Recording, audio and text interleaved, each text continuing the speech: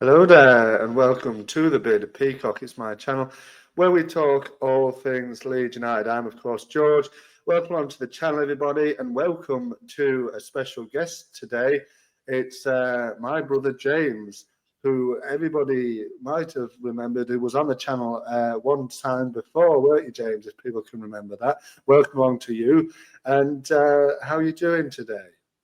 Yeah, I'm all right. Yeah, it was a few years ago. Well done, anybody, if they can remember. I know you've got some very dedicated followers, haven't you, on the Bearded Peacock? So it was probably, I think it was when Leeds first got promoted, 2020, wasn't it? And it was the first game of the season. We did a preview, didn't we, for the game at Anfield? So yeah, it was going back a little way. Yeah, it was a fabulous game, wasn't it, James? To be fair, that 4-3, bit of a humdinger, wasn't it, really, in the end? But yeah, you were on to preview that, and today we're here to look at a trialist Leeds have bought in from Liverpool, your team, of course, Mr. Oakley Cannonier. But before we get to that, James, you, of course, write for a Liverpool publication. Would you like to firstly explain what you do? Yeah, so as you say, I'm a football writer for a site called Rousing the Kop. So we cover all Liverpool news. We're a Liverpool news site, so news, transfers, opinions, match coverage, anything that you can think of for Liverpool. We're across it, of course, including as well the academy. So yeah, day to day, I'm writing about Liverpool wall to wall, really. So. I thought we'd come on and give a little bit of insight into, as you said there, Oakley Cannonier, who's been on trial, and he's apparently on trial for the rest of the month. So we thought I'd come on and give a little bit of insight. Not that he's a huge name that I don't know if your followers will be massively interested in, but it's a little bit of something, and he has been a bit of a name around the academy at Liverpool for probably the last 3 or 4 years. So it is somebody I would say worth keeping an eye on. Which is, hence why we're going to just give a little bit of insight, aren't we, into who he is and what Leeds fans can perhaps expect to see over the next month or so. Yeah, absolutely, James. You were the one actually that brought it to my attention that he was on trials. So, yeah, we're going to just dive into it. I'll ask you a few questions. A little bit strange for me. He's 20-year-old, this lad, and he hasn't had any first team appearances at any level. So it's a little bit strange to me, but we'll delve into him and you give your opinions and your thoughts on him and what we might expect, like you said. So it's a bit strange, James, isn't it, really? I expected the Talking Brazil ball music to come on for us today, but of course, followers of that, we're back on next week. So look out for that. But yeah, so Mr. Oakley Cannonier, James, what do we know about him first and foremost? Well, like you said, George, 20 years old, which is, it's young, isn't it? But by the standards of a young footballer at 20, you'd perhaps expect to have a few senior appearances or maybe even a bit more than that kind of on the board. So he's not, like you said, an incredibly young player, but he is a player who has been prolific in the Liverpool academy. So the first thing to say is he's a forward.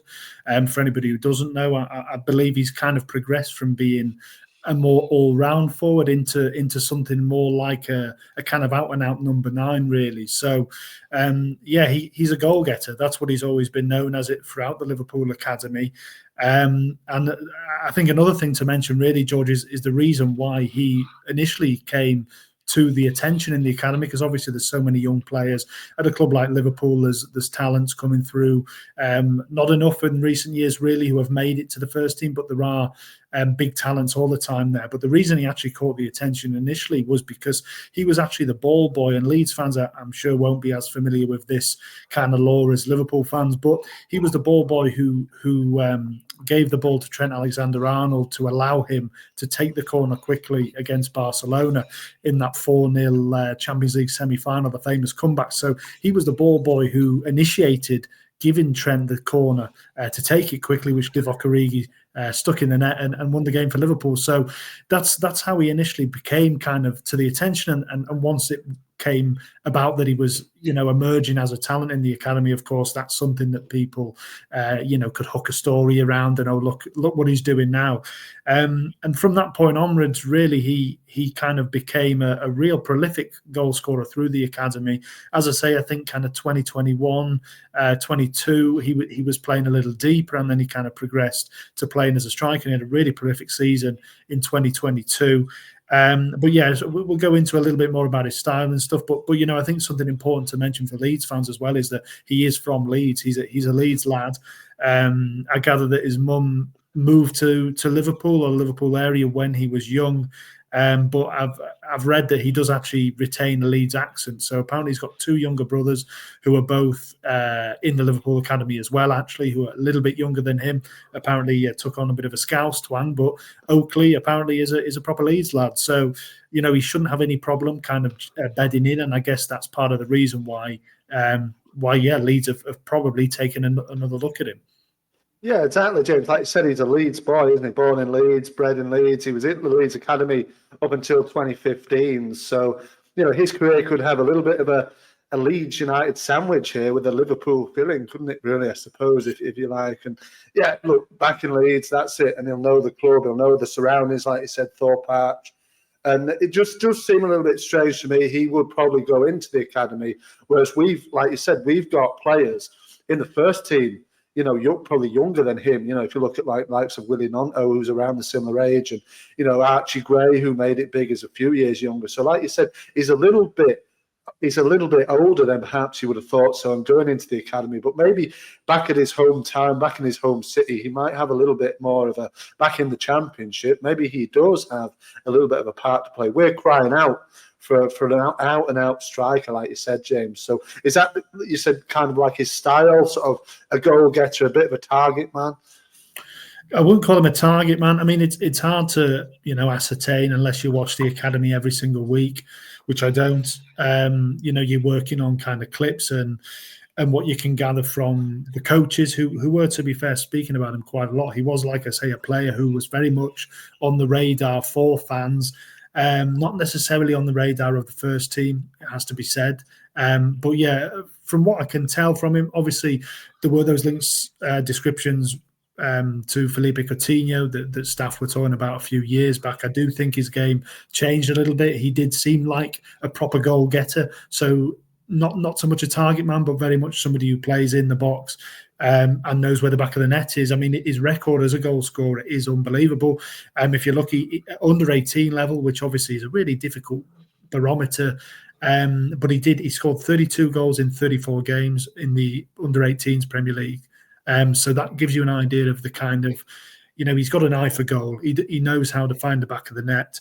He's got 8 goals in 10 in the UEFA Youth League, which is the kind of the academy equivalent of the Champions League. So teams play against the opponents that the first team play at underage level. He got 8 in 10, so that's against academies from all over Europe. So that's a decent level. So yeah, I think Leeds fans, if you need a goal getter, he is somebody who knows where the back of the net is, and I could see him if he hits the ground running in an academy setting, being somebody who could be knocking on the door of a first team in the not too distant future. Well, we've seen it many times. That's good to hear, because we've seen it many times with Leeds down, in recent times, where the likes of, I know Joe Gelhardt hasn't quite made it. He's on loan at Hull now, but you've got likes of Matteo Joseph is a great example. Came in a few years ago, did really well in the academy, and now he's very much a first team, well involved in the first team, and he's one on which we really hang our hats on, with only a few sort of strikers at the club at this moment in time. Him and Joe Peru are basically the only two we've got, because Patrick Bamford's out injured, consistently. So, we definitely need something like that, James. But, like you said, it's hard to say really the quality, it's hard to get at the quality transferring that to first team football. But, at youth level, if he can impress, Fart watches it closely. I know the youth system. So, we've got a couple of youth lads on that make it on the bench regularly and have made their first team debuts this season. So it's definitely an interesting one to take a look at. But yeah, I mean, I don't know much more. Is there anything else you want to add, James, about Cannonier here? Because, I think there's, anything you'd like to add there?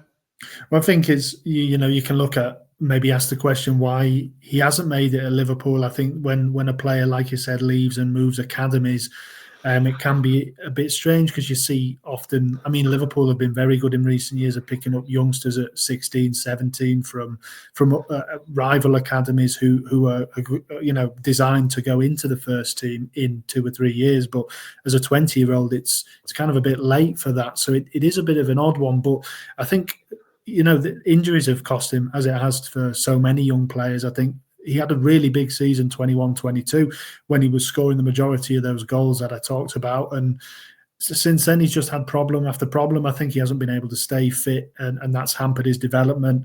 I think he is fit for now. Obviously, he played yesterday, didn't he? Or the other day, he did play a little bit. Yeah. So I presume he must be fit, but he has had those problems. I think another thing to mention is, obviously, like you said, the difference in level. You talk about coming back to the Championship might well suit him. Obviously, you might be going up, fingers crossed. But, at Liverpool, it's so difficult to come through the academy. We do bring those youngsters in, but also you look at the talent in the first team.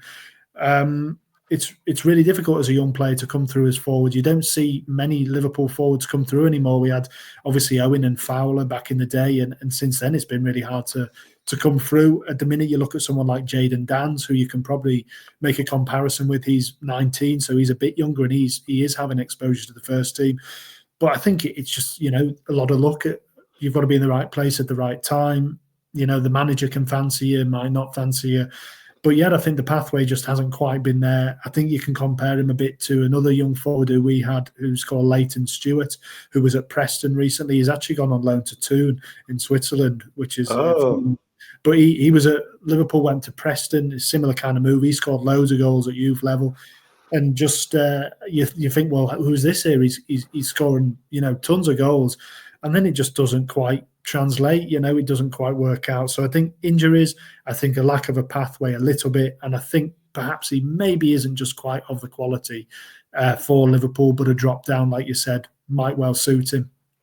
Yeah. So do you think he would slip into the Championship then and do quite well? Because, like I said, it is difficult for them at Liverpool. They've got such an array of talent coming through. They can buy in from all over the world, basically. So, and it was, some of them got exposed, didn't they, in that recent FA Cup game? There was like you said, Dan's obviously got the goal, but there was the lad that started as well, wasn't it? That he looked very promising in the first half, especially. So, do you think that would benefit him just to reignite his career? Because, like I said, 20-year-old in football terms nowadays, it's not that young, is it really now? No, I think the thing. Another thing to look at is that he's not out of contract, so it's not like Liverpool are cutting him loose or letting him go or something. I think he's still got another 18 months on his deal, so it's a case of Liverpool want it to work for him.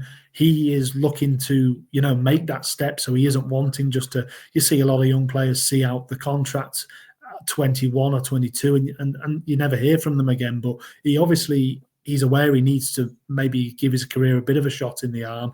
So I think you've got to say fair play to him for going out, seeking an opportunity, and trying to reignite something there. So I'd certainly say he's got a better chance of making it at Leeds than he has at Liverpool. That doesn't mean that he's not a good player or something like that. But I think if he can get fit, hit the ground running, get some games under his belt. I mean, Leeds have to be impressed with him. He hasn't signed for them. He is on a month's trial. So if he can impress over the next month, I don't see any reason why he can't be somebody Leeds fans would be excited about. Liverpool fans were certainly excited about him 2 or 3 years ago, and it only stopped because he couldn't get on the pitch, basically. So, but time passes quickly in youth football. You 17-year-old and you look like you've got all the time in the world to make a breakthrough, and then a couple of years go by, you're 20, 21, and you're wondering where you're going to go next. So I think he needs time, and he'll need the coaches to see a bit of something special in him. But I think he could do that. Why not? Well, yeah, I mean, like I said, but trust the young players. He's not scared to throw 1 or 2 in when it's needed. So yeah, let's see what happens with his career. I think I heard that. I think Leeds are probably very likely to take him on on a permanent move. So I think, you know, it's not a You would have foregone. thought, yeah. Yeah, it's not a foregone conclusion, but I think it's pretty much there that they're probably going to give him a contract of some sort, and then it's up to him to kind of make his way in. He's got examples there, like I said, Matteo Joseph is probably in his position as well. Is probably one that he would look up to and say, hey, look, he's a similar age to himself. You know, he's made it big in the first team, although he isn't quite doing it, particularly for me. At the moment, we do need something else, but there you go. I'm a bit of a hard critic, as you know, in when it comes to my team. But there you go. But anyway, James, that's about it. Thank you very much for your input there, your knowledge on the player himself. You know, and thank you for your time there. You know, just lastly, if anybody that missed it at the top end of the show, just give yourself a plug and everything like that if you would like. Yeah, thanks, George. It's always a pleasure. Like I said, it's been a long time. I guess that's a factor, you being out of the league now. So hopefully, maybe next year we'll be able to give a little bit more insight. But yeah, you can find my writing on rousingthekop.com. So like I said, any Liverpool news, opinion, match coverage, anything you want on there. You can find me on Twitter as well if you like, James at James Victor B, or X as we call it. So yeah, that's it, George. Thank you for having me on. And anybody needs any more insight, then yeah, just bob me a question on there. Yeah, absolutely. Yeah, it's a pleasure. Anytime. And yeah, I'll leave the links in the description on YouTube there. So anybody, like James said, go and ask him a question about Mr. Oakley Cannonier or anything other Liverpool related. I'm sure he'll be very happy to answer any questions. But yeah, great, James. Thank you very much. We'll see you again soon. Hopefully, like you said, hopefully back in the Premier League. You know, we're both on top of our respective divisions. And just a question just to round it off. What are you expecting from Liverpool? There's a last sort of, what are they, 16 games to go. Are you going to win the league, James, do you think, here?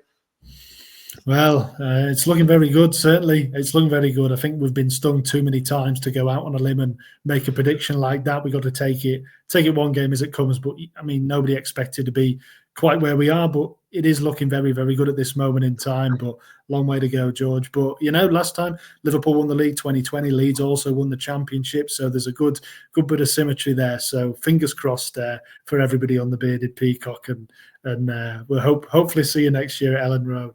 Yeah, hopefully so, James. I'm sure we'll get another pump in if that does occur, that fixture. But, well, maybe Cannonier will be in the team then. Well, yeah, who knows? But anyway, thanks a lot for joining me today, James. Always a pleasure, and I'll see you again soon. And to everybody watching, marching on together, I'll see you on the next one.